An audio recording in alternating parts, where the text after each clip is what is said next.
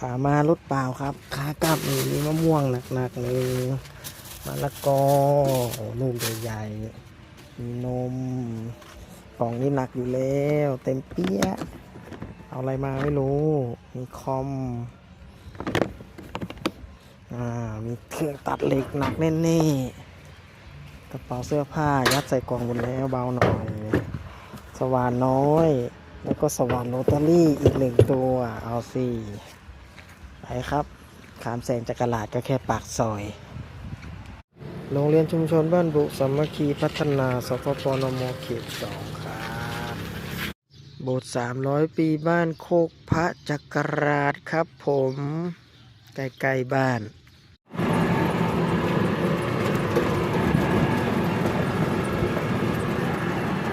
ถึงแล้วโรงเรียนอนุบาลขามสแกแสงจ้าขามแสงจักราชก็แค่ปากซอยถึงบ้านแล้วมาถึงจ้าเหลือไฟเท่าไหร่มองเห็นไหมเนี่ยมองไม่เห็นจะด้วย